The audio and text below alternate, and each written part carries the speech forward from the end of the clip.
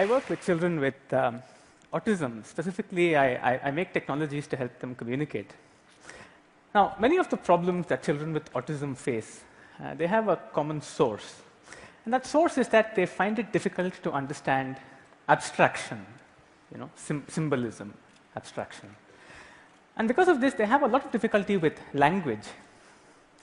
Let me tell you a little bit about why this is. You see that this is a picture of a bowl of soup. All of us can see it, all of us understand this. These are two other pictures of soup, but you can see that these are more abstract, and these are not quite as concrete. And when you get to language, you see that it becomes a word whose look, the way it looks and the way it sounds, has absolutely nothing to do with what it started with or what it represents, which is the bowl of soup. Right? So it's essentially a completely abstract, a completely arbitrary representation of something which is in the real world. And this is something that children with autism have an incredible amount of difficulty with.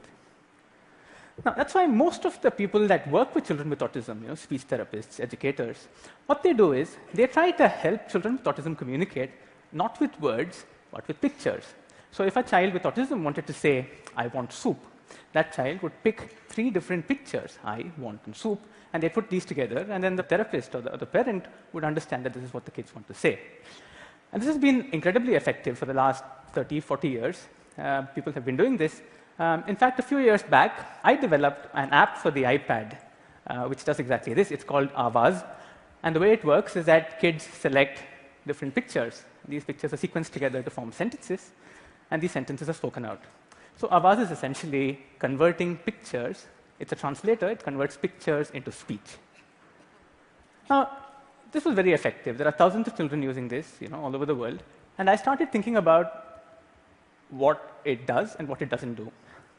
And I realized something interesting. OBUS helps children with autism learn words. What it doesn't help them do is to learn word patterns. Let me explain this in a little more detail. Take this sentence, right? "I want soup tonight." Now, it's not just the words here that convey the meaning. It's also the way in which these words are arranged, the way these words are modified and arranged. And that's why a sentence like "I want soup tonight" is different from a sentence like "soup want I tonight," which is completely meaningless, right? So there is another hidden abstraction here, which children with autism find a lot of difficulty coping with, and that's the fact that you can modify words and you can arrange them to have different meanings, to convey different ideas.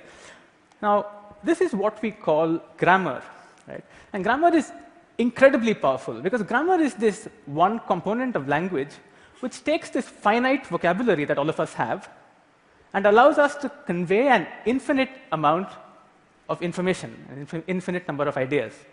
It's the way in which you can put things together in order to convey anything you want to. And so after I developed OBUS, I worried for a very long time about how I could give grammar to children with autism. The solution came to me from a very interesting perspective. I happened to chance upon a child with autism conversing with their mom. And this is what happened. Completely out of the blue, very spontaneously, the child got up and said, "Eat." Now, what was interesting was the way in which the mom was trying to tease out the meaning of what the child wanted to say by talking to her in questions. So she asked, "Eat what? Do you want to eat ice cream? You want to eat? Somebody else want to eat? You want to eat ice cream now? You want to eat ice cream in the evening?" And then it struck me that what the mother had done was something incredible. She had been able to get the child to communicate an idea to her without grammar, right? And it struck me that maybe this is what I was looking for. Instead of arranging words in an order, in sequence, as a sentence, you arrange them in this map, where they're all linked together, not by placing them one after the other, but in questions, in question-answer pairs, right? And so if you do this, then what you're conveying is not a sentence in English, but what you're conveying is really a meaning, the meaning of a sentence in English. Now, meaning is really the underbelly, in some sense, of language. It's what comes after thought, but before language. And the idea was that this particular representation might convey meaning in its raw form. So I was very excited by this, hopping around all over the place, trying to figure out if I can convert all possible sentences that I hear into this. And I found that this is not enough. Why is this not enough? This is not enough because if you wanted to convey something like negation, right? You want to say, I don't want soup. Then you can't do that by asking a question. You do that by changing the word want. Again, if you wanted to say, I wanted soup yesterday, you do that by converting the word want into wanted. It's a past tense. So this is a flourish which I added, to make the system complete. This is a map of words joined together as questions and answers, and with these filters applied on top of them in order to modify them to represent certain nuances. Let me show you this with a different example. Let's take this sentence. I told the carpenter I could not pay him. It's a fairly complicated sentence. The way that this particular system works, you can start with any part of this sentence. I'm going to start with the word tell. So this is the word tell. Now, this happened in the past, so I'm going to make that told. Now, what I'm going to do is I'm going to ask questions. So, who told? I told. And told whom? I told the carpenter. Now, we start with a different part of the sentence. We start with the word pay. And we add the ability filter to it to make it can pay. And we make it can't pay. And we can make it couldn't pay by making it the past tense. So, who couldn't pay? I couldn't pay. Couldn't pay whom? I couldn't pay the carpenter. And then you join these two together by asking this question. What did I tell the carpenter? I told the carpenter I could not pay him. Now, think about this. This is a representation of this sentence without language, right? And there are 2 or 3 interesting things about this. First of all, I could have started anywhere. I didn't have to start with the word tell. I could have started anywhere in this sentence, and I could have made this entire thing. The second thing is, if I wasn't an English speaker, if I was speaking in some other language, this map would actually hold true in any language. So long as the questions are standardized, the map is actually independent of language. So I call this free speech. And I was playing with this for many, many months. I was trying out so many different combinations of this. And then I noticed something very interesting about free speech. I was trying to convert sentences in English into sentences in free speech and vice versa and back and forth. And I realized that this particular configuration, this particular way of representing language, it allowed me to actually create very concise rules that go between free speech on one side and English on the other. So I could actually write these set of rules that translate from this particular representation into English. And so I developed this thing. I developed this thing called the free speech engine, which takes any free speech sentence as the input and gives out perfectly grammatical English text.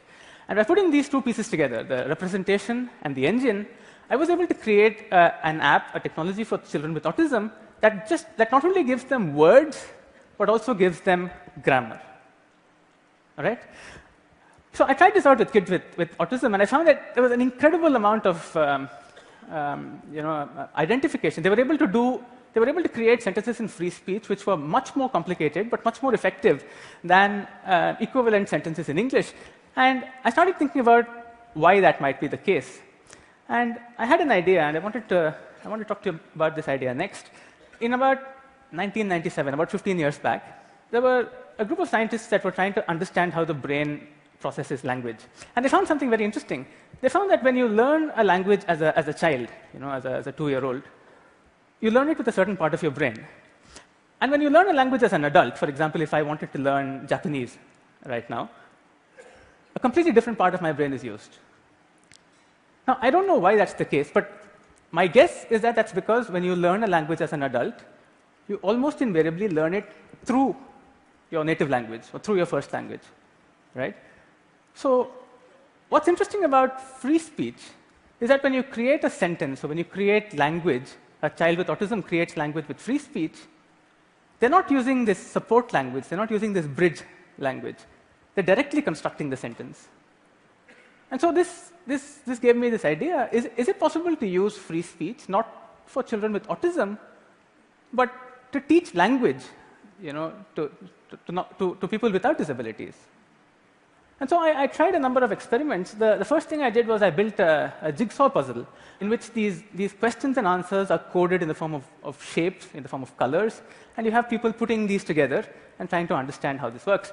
And I built an app out of it, a game out of it, in which children can play with words, and with a reinforcement, a sound reinforcement of visual structures, they're able to learn language.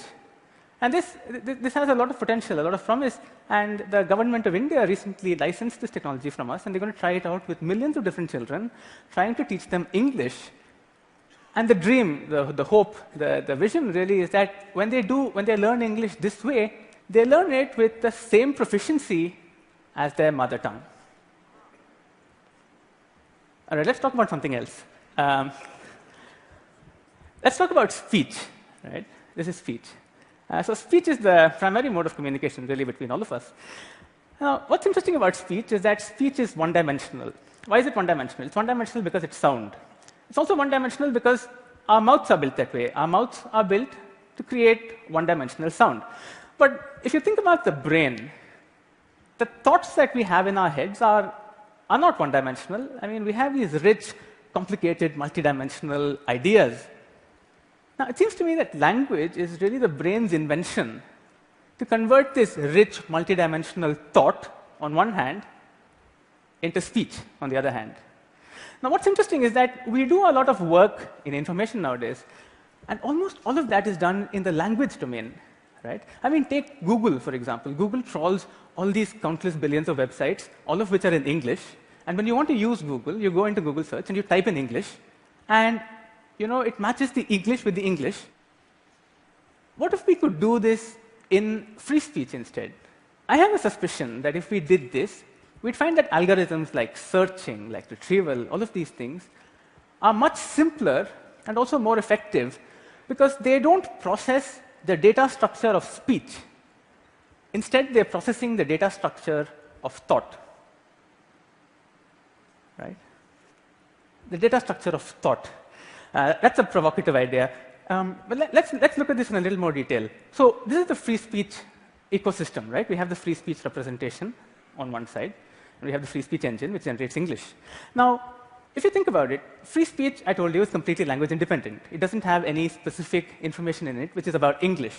So everything that this system knows about English is actually encoded into the engine, right? That's a pretty interesting concept in itself. You've encoded an entire human language into a software program. But if you look at what's inside the engine, it's actually not very complicated. It's not very complicated code. And what's more interesting is the fact that the vast majority of the code in that engine is not really English-specific. And that gives this interesting idea. It might be very easy for us to actually create these engines in many, many different languages, in Hindi, in French, in German, in Swahili. And that gives another interesting idea. For example, supposing I was a writer, say for a newspaper or for a magazine, I could create content in one language, free speech. And the person who's consuming that content, the person who's reading that particular information, could choose any engine. And they could read it in their own mother tongue, in their native languages. I mean, this is an incredibly attractive idea, especially for India. We have so many different languages. There's a song about India, and there's a description of the country as, it says, Suhasinim Sumadhura Bashinim. That means ever-smiling speaker of beautiful languages. Language is beautiful. I think it's the most beautiful of human creation. I think it's the loveliest thing that our brains have invented. It entertains, it educates, it enlightens. But what I like the most about language is that it empowers. I want to leave you with this. This is a photograph of my collaborators, my earliest collaborators when I started working on language and autism and various other things. The girl's name is Bhavna, and that's her mother, Kalpana. And Bhavna is an entrepreneur. But her story is much more remarkable than mine, because Bhavna is about 23. She has quadriplegic cerebral palsy. So ever since she was born, she could neither move nor talk. And everything that she's accomplished so far, finishing school, going to college, starting a company, collaborating with me to develop Awaz, all of these things she's done with nothing more than moving her eyes. Daniel Webster said this. He said, if all of my possessions were taken from me with one exception, I would choose to keep the power of communication. For with it, I would regain all the rest. And that's why of all of these incredible applications of free speech, the one that's closest to my heart still remains the ability for this to empower children with disabilities to be able to communicate, the power of communication, to get back all the rest. Thank you. Thank you. Thank you. Thank you. Thank you. Thank you. Thank you. Thank you.